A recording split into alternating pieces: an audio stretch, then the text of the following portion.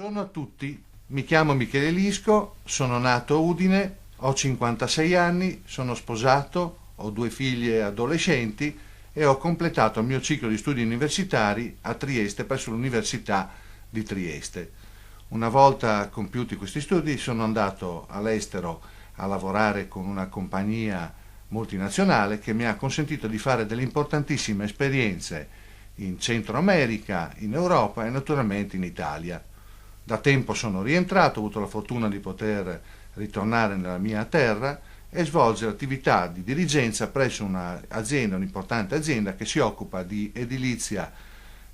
sanitaria e di strutture e di edilizia convenzionata sempre in campo sanitario.